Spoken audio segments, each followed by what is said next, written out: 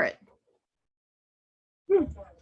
So it won't be limited just to those of us. Okay. Hello, everyone. Welcome to our Zoom for Howard County Community College Sustainability Day on the campaign to electrify new homes.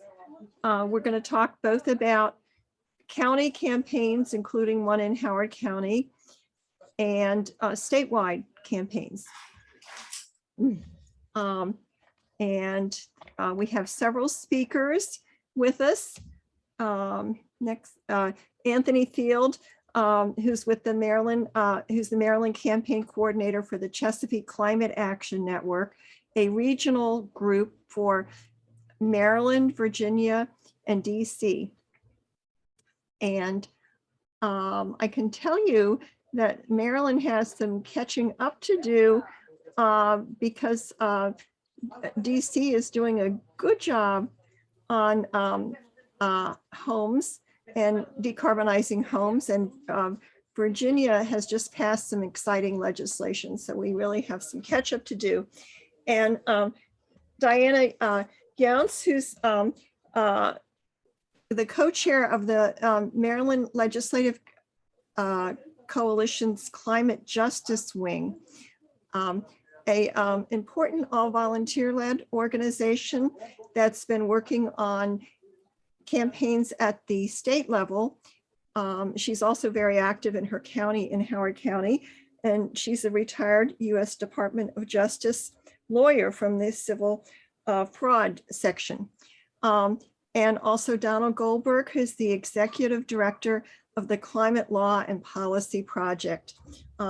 He has a passion around electrifying buildings and transportation, and with a special passion around school buildings. We wanted to tell you a little bit about organization and what's coming up first, and then I'll hand it over to Anthony. We are HoCo Climate Action, a local group in Howard County for about 12 years or more. And you can contact us in various ways. We're a local group of the international organization 350.org. And we will send a copy of all these slides to everyone who's signed up. And the next slide is this Zoom has been co-sponsored by several organizations that are also working with us on our campaign for electrification in Howard County. The Chesapeake Climate Action Network, CCAN, the Howard County group of the Sierra Club, Our Revolution, Transition Howard County, the Progressive Democrats of Howard County, and Indivisible of Howard County. So we have a strong local cohort working on this. And there's a second Zoom today that's part of the Howard Community College Sustainability Day.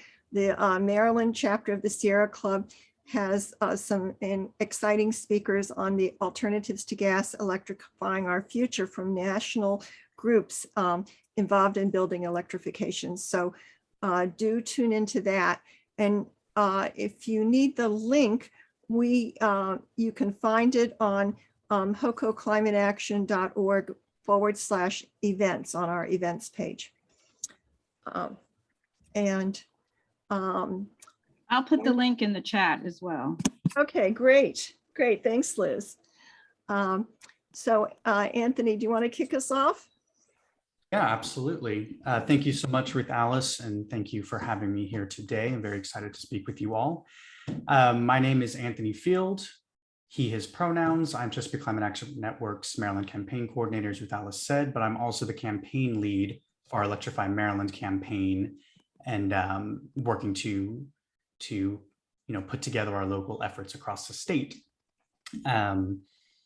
Just to give everybody here a little bit of background about CCAN and how we ended up coming to the Electrify Maryland campaign and like the path it took to get here.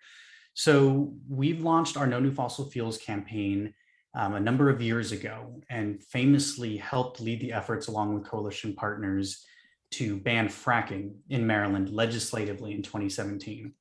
One of the very first states to do that. We've taken action against Columbia Gas on their Potomac pipeline, which we continue to fight to this day to ensure it stays dead. We call it sort of the zombie pipeline currently.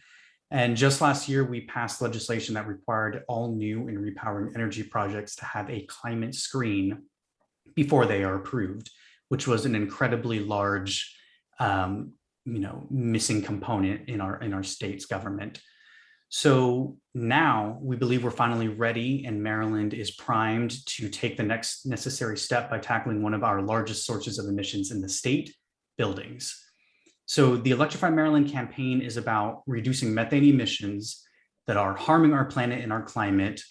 And it's about clean air, it's about clean water, clean land, and it's about the health and safety of everyone who lives with and near fossil fuel infrastructure. So some of you might not know the ins and outs of what gas is and the gas that's used to power your homes. So first off, what is natural gas? And I have natural gas in quotations marked because first off, I want to tell you that there's nothing natural about the process of extracting, transporting, and using this gas. It's more accurate to call it what it is, methane gas or fracked gas. As of 2019, there were more than 900,000 active oil and gas wells in the United States, with more than 130,000 drilled since 2010. About 7 in 10 of these wells utilize hydraulic fracking, also known as simply fracking. Methane gas in our area mostly comes from the Marcellus Shale, which you can see on the screen here. And it has increased production in recent years. And unfortunately, we don't see that production slowing anytime soon. After extraction, methane gas is processed at a processing facility where impurities are removed and gas is vented or flared. The gas is then pressurized by a compressor station and put into pipelines for transport to domestic customers or ports for export. These compressor stations also are required, I believe, every 40 to 70 miles to keep the gas pressurized. And then of course it travels from the main line into your homes. It's important to understand the scale of this process, from extraction to processing, to eventually your oven or your stove. That entire process requires infrastructure, requires construction, and possibly crossing waterways, tearing up land, so on and so forth.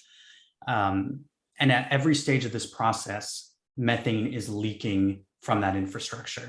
And again, that is harming our climate, and it's harming all of those local ecosystems that it crosses through and it exists in. Now, how do we use gas? And you can see here on this slide is sort of a diagram of sort of the whole process in a few different forms. But specifically in our area here in the DMV, about half of our residents use gas for their furnaces, their water heater or stoves, and almost all access gas power through the electrical grid. Washington Gas, for example, services 460,000 homes and businesses in Calvert, Charles, Frederick, Montgomery, Prince George's, and St. Mary's counties. And in 2019, 50.9% of the homes in the Washington Gas service area were fueled by natural gas, as compared to the national average of 47.8%. Only about 4 in 10 households in our region use all electric heating and appliances. And the remaining households, like those in Maryland's Eastern Shore, typically use heating oil or burned wood chips to heat their homes. So those aren't exactly clean either. In the United States, 16% of natural gas is used by homes and 11% is used by commercial buildings, meaning that nationwide utilities like Washington Gas create about a quarter of national demand for natural gas, methane gas. So the problem, I just really laid out kind of how it gets here, how it's created, and what we're using it for. But let's touch on some of the main concerns, why we care about that. So worldwide, the US Climate Alliance found that building construction and operation accounted for 40% of all CO2 emissions in the world. Here in Maryland, burning fossil fuels for buildings as a whole produced emissions equivalent to almost 4.5 million cars. That is a absolutely appalling number of vehicles. If you just imagine all of those vehicles sitting on a highway, just emitting emissions, that is the equivalent of what our buildings are emitting as well. That was about 28% of the total emissions from fossil fuels combustion in the state in 2019. Not only is gas deadly due to emissions, explosions, and creation of climate chaos, but they are also linked to respiratory and skin irritation, neurological problems, dizziness, nosebleeds, nausea, and headaches. Excuse me.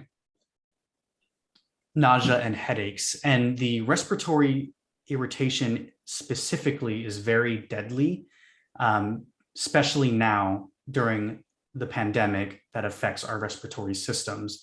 There's some research that's been happening over the last year and a half that's actually showed correlation between indoor air pollution and pollution from fossil fuel use and emissions, explicitly increasing adverse effects of contracting COVID-19. That is some very interesting research, and I highly recommend that people look at, read some information about that and see the connection between fossil fuel use and increased COVID-19 symptoms.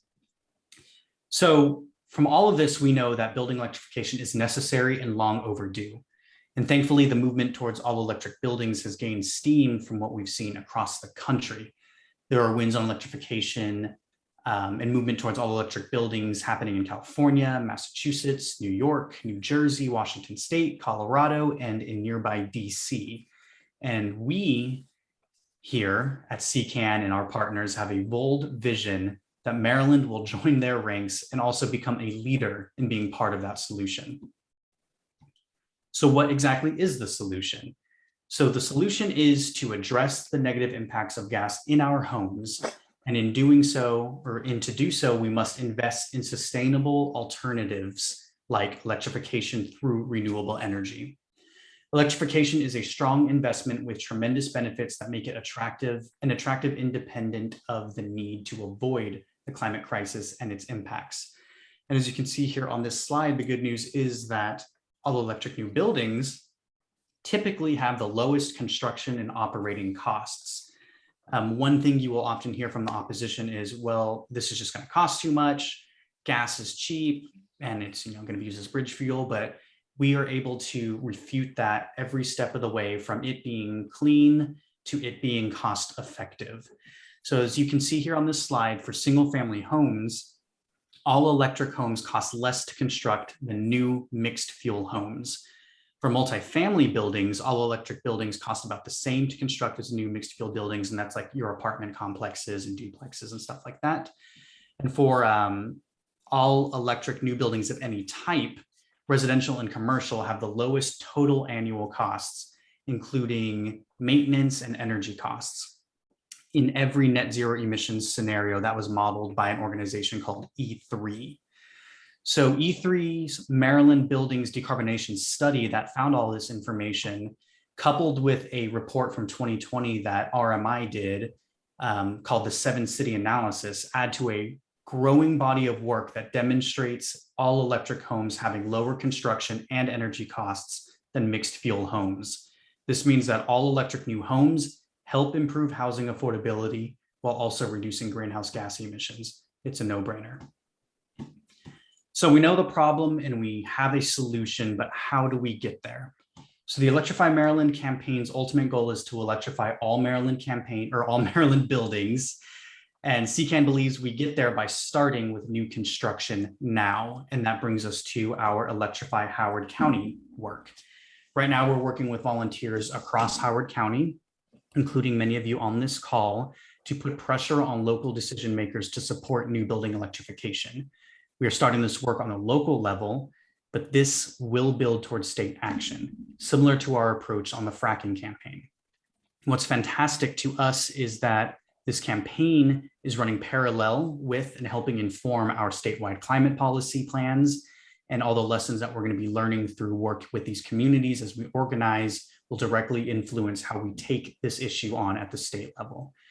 By targeting a number of selected localities, and you can see them listed here on the slide, we eventually will work up to a statewide effort by 2023. That is our goal.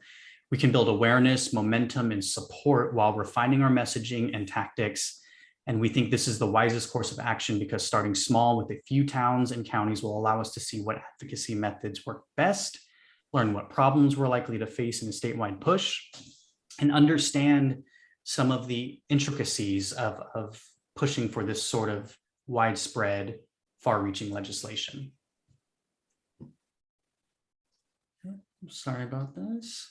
So what are the pathways in Maryland and in Howard County specifically? So in Maryland, a direct ban on gas hookups of new buildings is an ideal solution. But if that is not viable in certain localities, we can look to California's work to understand the different options that we have before us. For example, a few towns in California did not directly ban gas hookups, but rather put in place strong incentives. That way, most new construction would be, incentivized to be electric. And you see that coupled with the cost savings. Again, it's a no-brainer for those construction companies to build electric construction. Some localities there in California actually also included a ban of gas hookups and included requirements that if existing buildings underwent renovations of a certain size, that those too must electrify during that renovation. So they either did alternatives to a gas ban to get where they wanted to in the sense of getting rid of gas hookups in buildings, or they combined multiple different strategies. And these strategies, again, being that this is a local campaign being done in many different areas, can be adapted to fit the situation, the political landscape, as well as the need and the desire of the community. So that's very exciting to me to get to work with all of these different organizations and community members to identify the best way forward in this specific county. There's a lot of flexibility in this campaign. It's going to give us more room to be very deliberate about how we approach these areas. And I think it's just going to make our eventual decision have that much more weight behind it and be that much more stronger with a large coalition behind it. In Howard County specifically, some of the past and some of the actions that we can do now to advocate for electrification of new construction is to get buy-in from local electeds and organizations. At the beginning of the call, you saw that there was a number of organizations that were sponsoring this call. They're on board. There are a number of other organizations that weren't included on that, and statewide groups that are on board with this as well. And it's time to start having conversations with your local electeds to see where they stand on this issue. And if they need more education, then we need to give that to them. We do that by meeting with the council members to discuss electrification, share with them all the information that I'm sharing with you now, the pros of electrification, the cons of gas, and show them that there's robust community support for this so that eventually we can present a policy and a building code language to pass county legislation to institute this. On that note, I do want to say that we recently received insight from the Maryland Attorney General on this issue.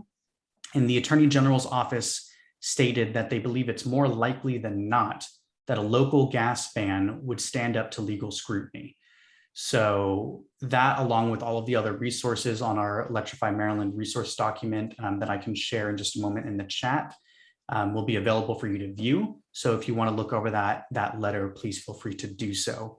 But with that in our quiver, as well as all of this information and all of this data proving that electrification is the path forward and is viable and in many cases cheaper than normal gas construction, this should be one of the easiest things to talk about once we get past the misinformation that's out there. And that is a deliberate situation. The misinformation campaigns out there, I'm sure many of you have heard that gas stoves and gas ovens are what you need to have to be, a good cook and to make better food. And that's just simply not the case. Ovens and stoves these days, and induction electric ovens, are far more efficient. They heat up faster and they're just as effective, if not better, at cooking your food. So there needs to be a robust education campaign and component to this campaign as well.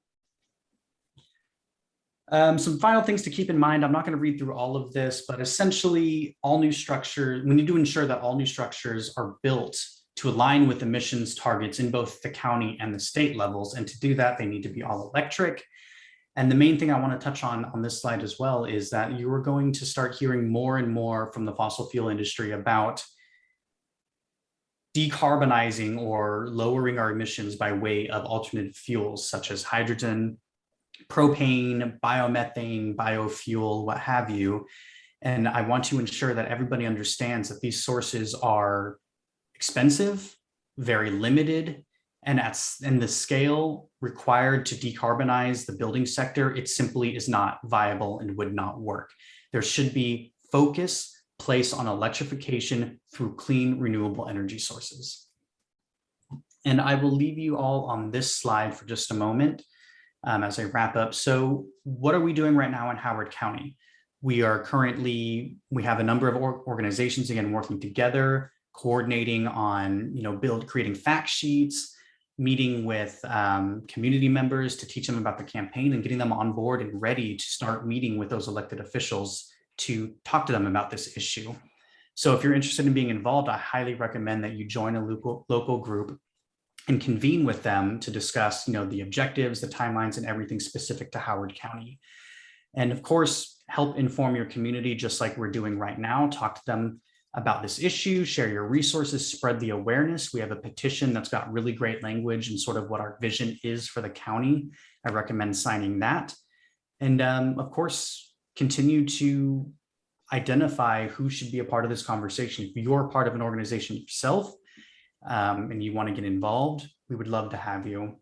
This isn't just, again, about the climate. It's about health. It's about social justice. It's about affordability. So this covers a lot of wide-ranging intersectional issues. So we very much want to have as many people involved as we can. So that is all I have, folks. Thank you very much again for having me. I'll put my email in the chat as well.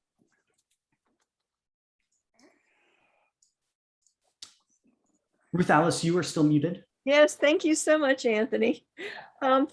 Diana and Donald are working with a group that's got a model, developing a model recommendations for the legislature on buildings.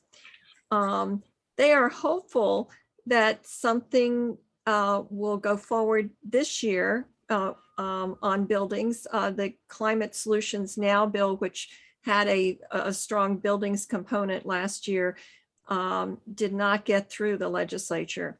And we are hoping that the legislature will move things forward this year. We're not quite sure how much, but we'd love to hear what your group that we've been participating in, some of us here, Diana and Donald, is working on, and which one wants to go first? Or are you going to Diana? Okay. If I may just interject for a moment. I was actually planning to talk just about the mitigation working group building plan that just came out. Right. So I'm going to leave all the discussion, presentation of the climate justice wing's ideas for a building strategy for Maryland to Diana, and she's really the expert on this because she did most of the work.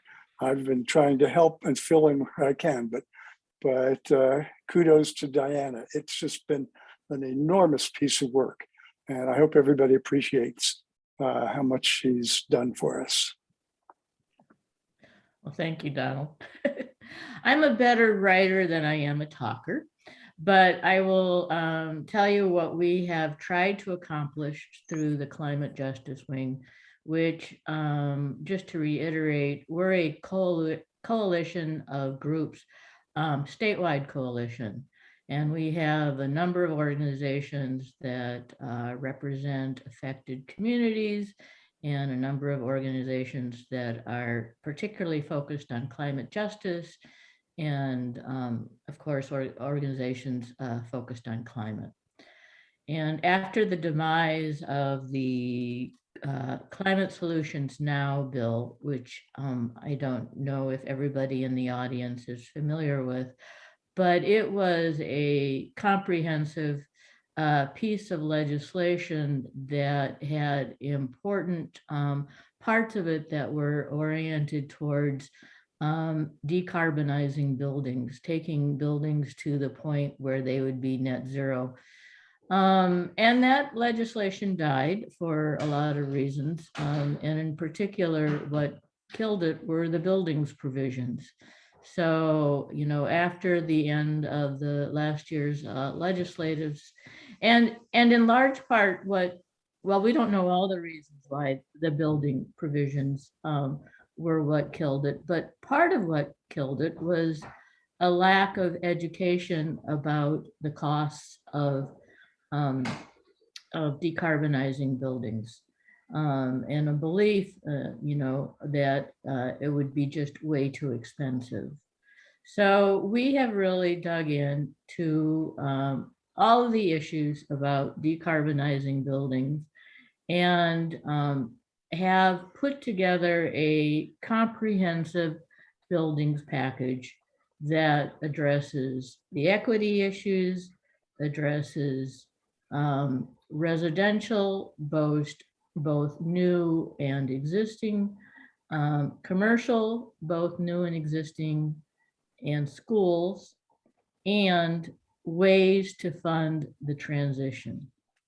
But focusing first on how to do it equitably.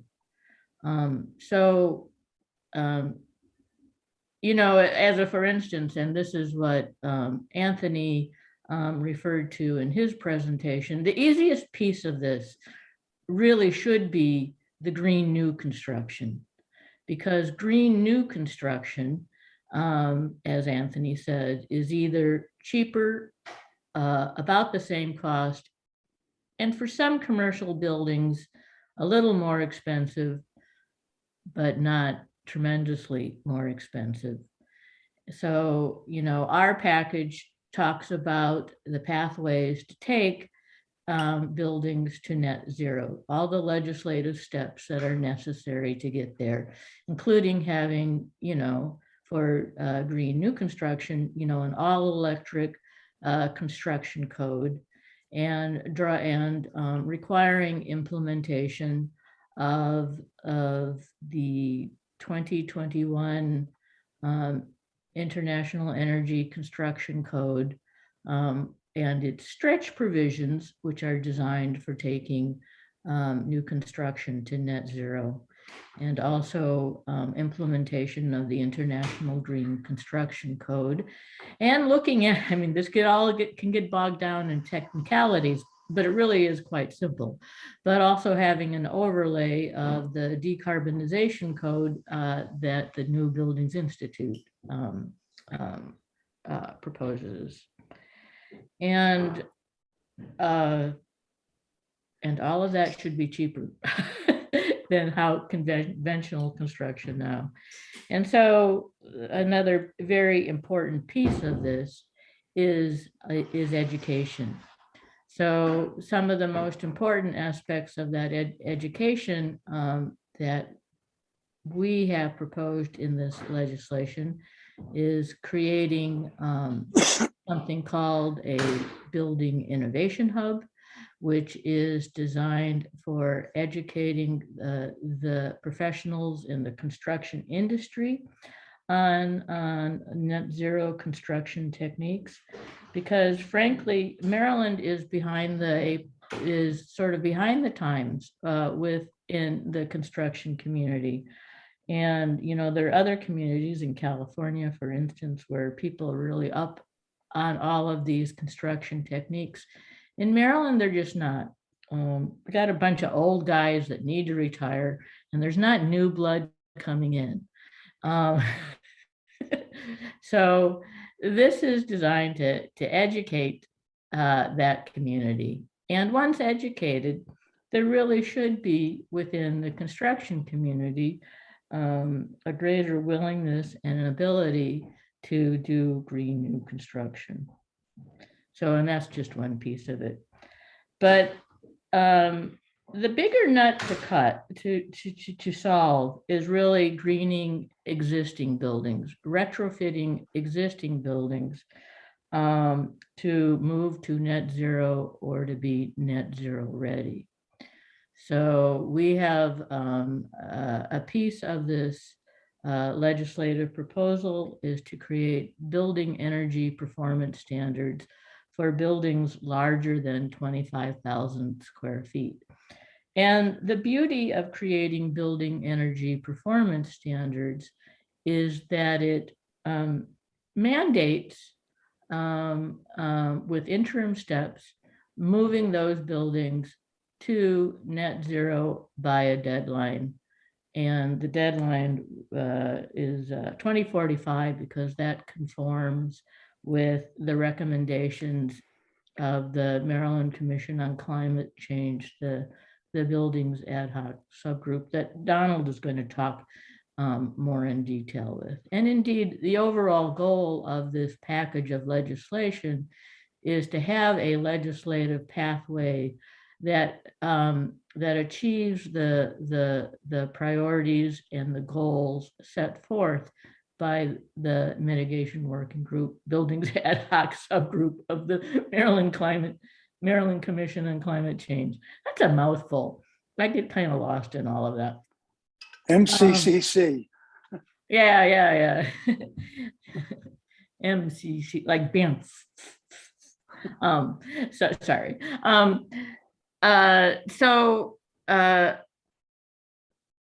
Let me just back up. Like I said, I'm a better writer than I'm a talker. But so the big pieces of our package are reaching it equitably, educating people about how to get to the goals, and then giving the people the tools that they need to reach those goals, both So the one important piece of reaching the goals equitably is, of course, to set that as a priority. Yeah, so each piece of legislation that we are proposing sets the goal of decarbonizing households of low and moderate income families by 2030. And so it'll be a set goal in the legislative package, and then the steps necessary to reach that goal, and having the whole process overseen by a subgroup, creating a new subgroup for the Maryland Commission on Climate Change, and that is focused on environmental and social justice, and having representatives from the various affected, the communities most affected by climate change, and who have been most harmed by past policies that have left their communities experiencing the most harmful impacts of unjust housing policies that we've had in the past, and still have, frankly. So having them have a specific voice and role in implementing a plan to decarbonize their communities by 2030. And having the tools necessary to reach that goal. And one important aspect of having the tools necessary is having the funding. As my neighbor, who's a construction contract, what's the term for it? A general contractor. He says, the only construction tool you need is money. That's the only tool there is. So part of our package is to set up what we have called the Equitable Emissions Reduction Fund.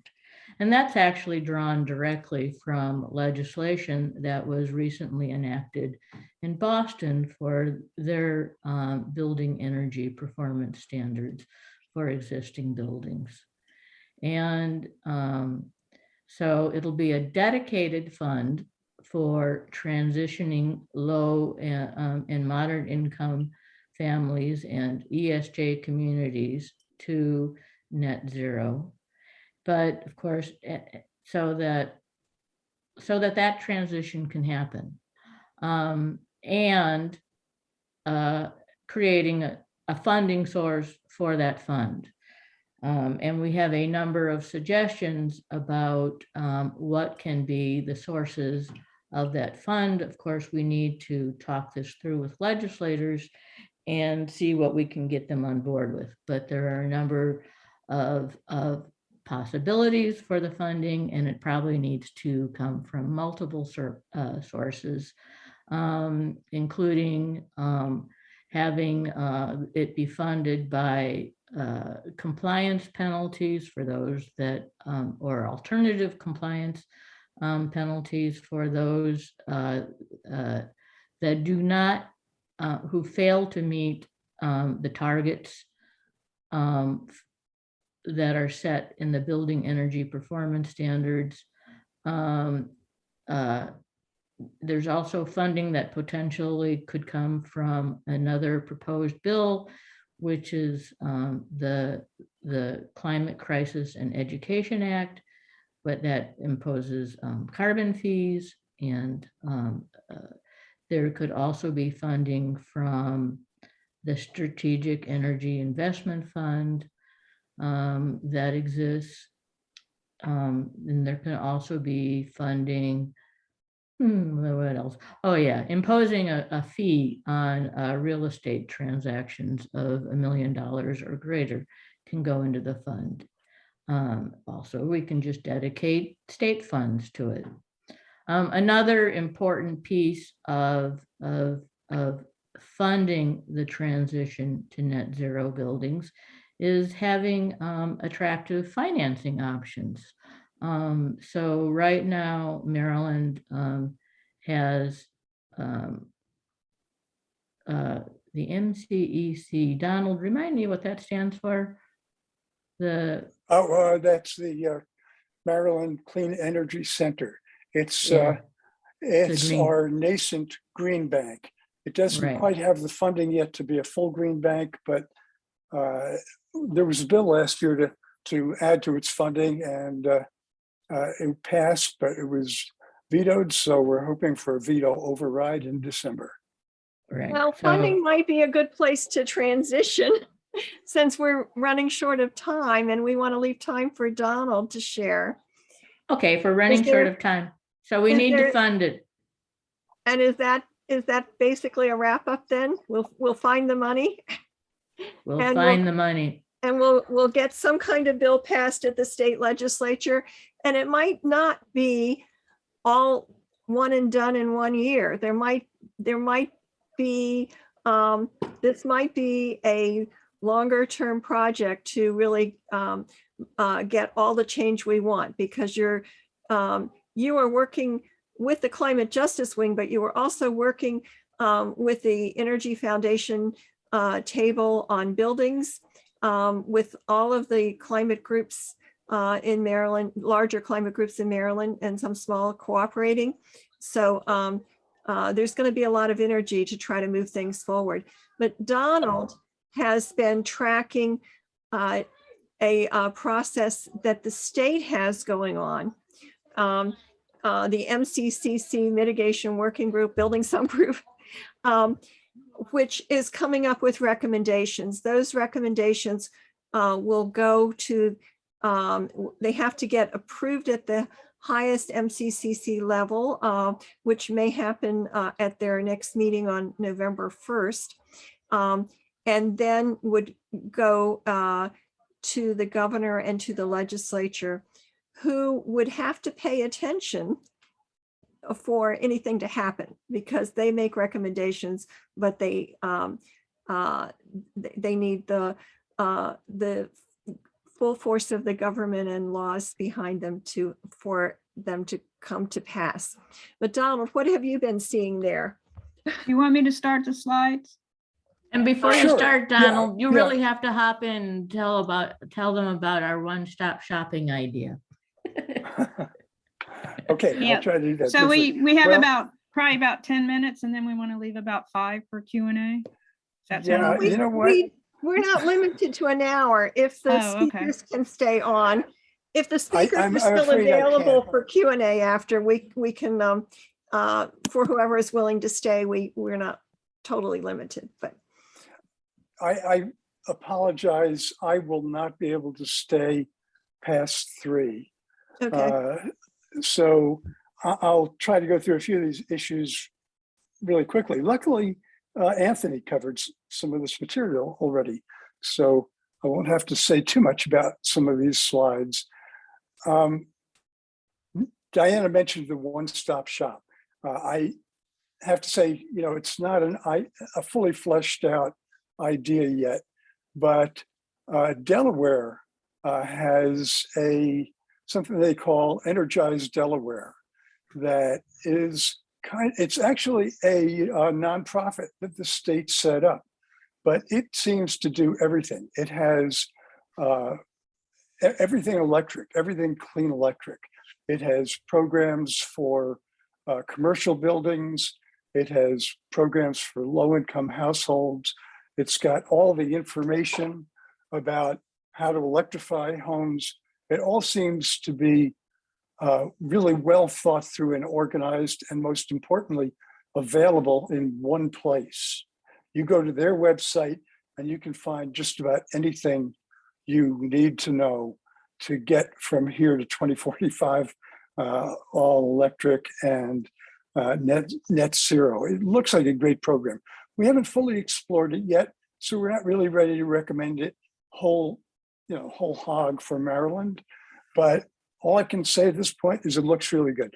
And compared to Maryland, it's got to be good, because one of the biggest problems I find with Maryland is our programs are just all over the place. You know, low incomes run by Department of Housing and Community Development.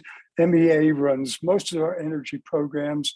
NCEC, which we just mentioned, is set up specifically to do climate-related finance. So we would like to see all of that brought together into one big, unified, easily accessible program.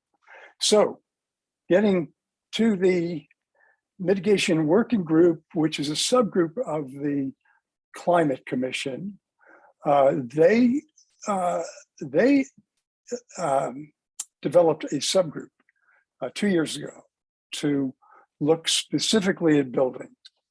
And they did come out with recommendations last year, but they were only really midway in their study of the building issue.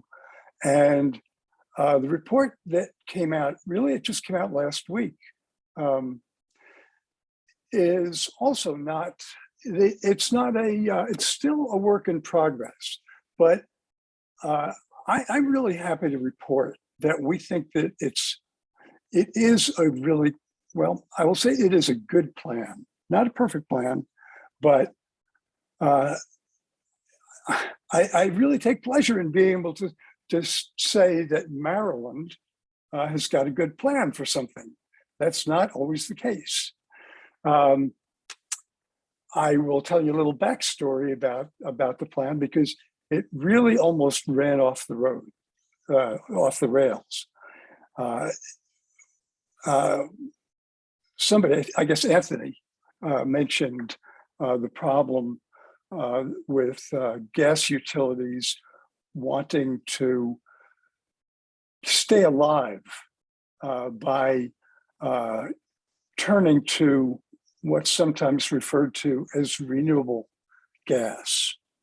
I'm not going to get into the pros and cons of renewable gas. It means a lot of different things, some not good, some that could be beneficial. But the most important thing to know about it is it's very expensive, and it's going to be scarce, and we're going to need it for hard to decarbonize sectors, not just gas, but renewable fuels in general. We're going to need them for things like airlines. Until we invent a transatlantic electric airplane, we're going to be relying on renewable fuels.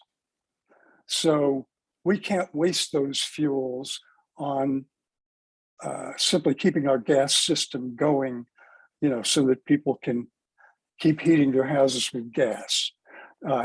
Anthony went through some of the numbers that are in these slides, so I'm not going to spend a lot of time on them. But the story I want to relay is that the second to last report that or version of the report that E3 presented relied tremendously on renewable natural gas. Their plan was to not fully electrify, but get about 60% of our building electrification energy from electrification and 40% from renewable gas. And a lot of people knew that was wrong. My organization, of course, submitted comments in opposition. Sierra Club did as well. But what really did the trick is the Office of People's Counsel objected so strongly that they actually commissioned an additional analysis by the consulting firm Synapse. Synapse looked at E3's modeling and simply said they got it wrong. And Synapse won. E3 had to scramble, redo all their numbers, and redo their recommendations. So 2 weeks ago, or even a week ago, if we were having this meeting, I would be reporting a very gloomy outcome. But I'm happy to say that the report that finally came out a week ago solves a lot of the problems we were concerned about. And as I said, looks pretty good. Okay, so I don't have a huge amount of time left here. Let's go back to the slides quickly, and let me try to run through them rapidly. So this first line, now these are all taken directly from the subgroup mitigation working group MCCC report. Just a reminder, it's only a recommendation. All these things are going to require, most of them are going to require legislation. All right, so these are really just results of the modeling. This first page is construction and operating costs. Anthony already mentioned single-family buildings. They found it is cheaper to construct all electric buildings than mixed fuel buildings. For commercial buildings, for multifamily buildings, the cost is about the same. So there's no downside. For commercial buildings, it depends on the building. Some, by today's building standards, some would be a little more expensive, others would be cheaper to build all electric. But I'm confident that that's going to change soon, because building electrification is just developing very rapidly, and the costs are dropping just the way they have with renewables. And most importantly, for all of those building categories, the cost of operation is cheaper for all electric. Heat pump retrofits, this is fairly obvious, can reduce costs in all of these categories. So let's go on to the next one. Okay, now this is actually from the old E3 modeling. They had two approaches. One is high electrification, which would have reduced gas consumption 96%.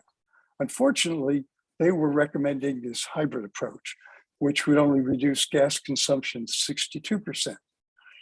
With the change based on Synapse's modeling, they've now made all sectors, recommend that all sectors be all electric except for commercial buildings.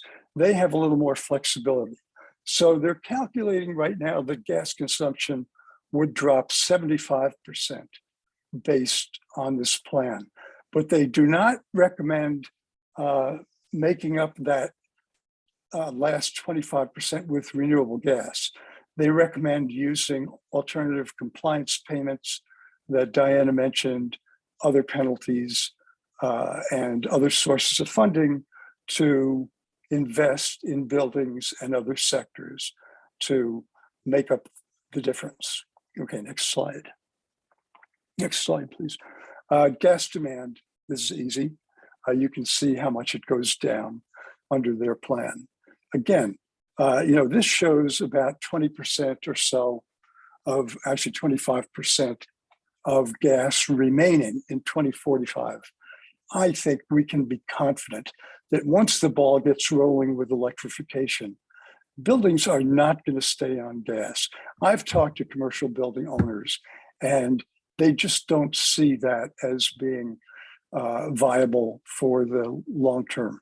For the near term, they don't want to be, they're not ready to accept these mandates, but I'm not stressed about this 25% that you see in 2045. Next slide. Okay, here, this is key. As gas goes away, as I think Anthony mentioned, gas rates are going to go up because the cost of maintaining the gas system is going to be have to be shouldered by fewer and fewer households and buildings.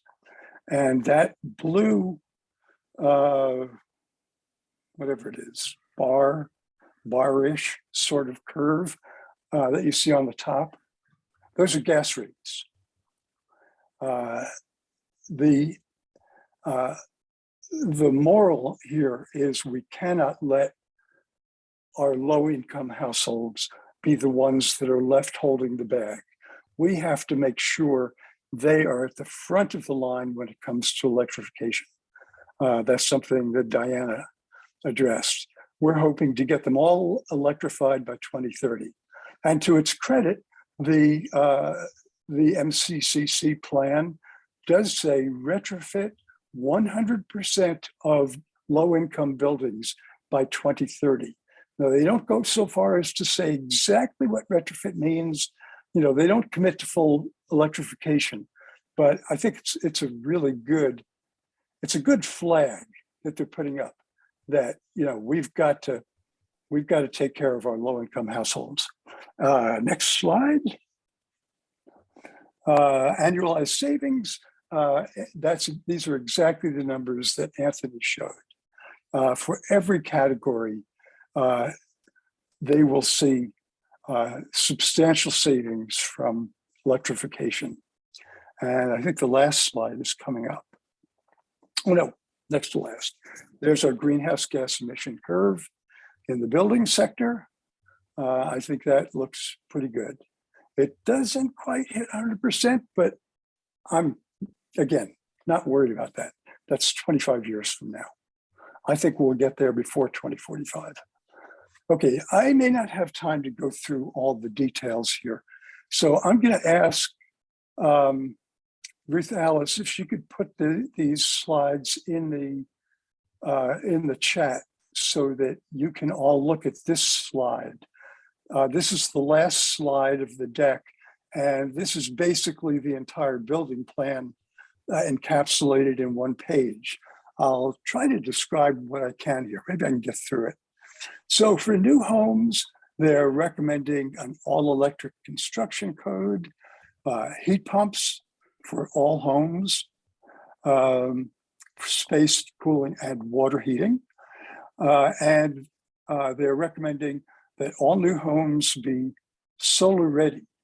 So they're not requiring solar panels, but they have to be ready to accept them. And they also have to be have facilities for EV charging and be able to connect to the grid two ways, not just receive electricity from the grid, but also send electricity to the grid. For new commercial buildings, same thing. The only difference is there's a little more flexibility. They don't say necessarily heat pumps for every building. They say heat pumps or other clean energy technologies where practical. Otherwise, everything I just said about new homes will apply to new commercial buildings. So that's everything. Then we get to existing homes. There is a clean heat retrofit program, incentives for holistic efficiency, electrification, comfort, and safety upgrades. Sorry? Yeah, when I share that I can't see the controls actually unmute. Yeah. Sorry, I'm hearing a little back talk. Is that a question or? All right, I think that was somebody with that forgot to mute their phone. Oh. The fourth bar down here is existing commercial buildings. That will have a building, they're recommending a building emission standard that's the same as the building performance standard that Diana was talking about. They don't give a lot of detail about exactly how that standard should operate. One thing to, I think, take note of is they're calling for a greenhouse gas emission metric. So they're recommending measuring building performance by its greenhouse gas emissions, which we think is the best way to go ultimately. For the electricity supply, that's the fifth bar down. There's a clean and renewable energy standard. We all know what that is. That's the Hogan administration's plan to reach zero by 2040. I won't go into that. Some people like it, most people don't. There's our RPS standard, which is actually part of that.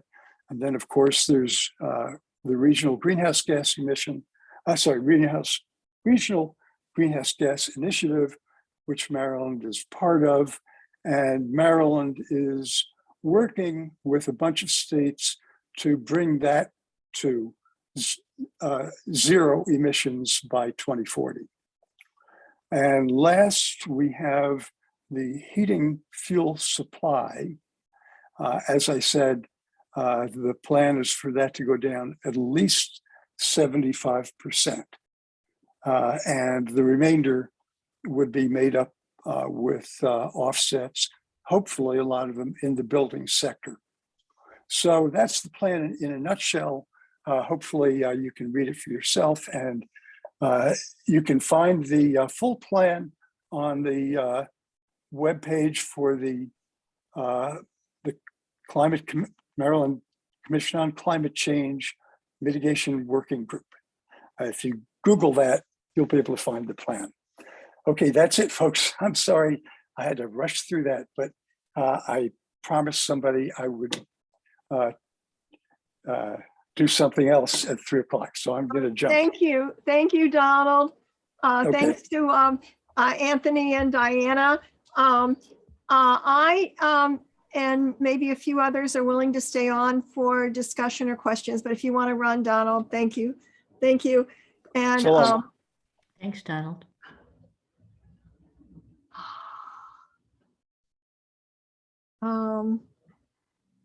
I will stop the recording now. Thank you all.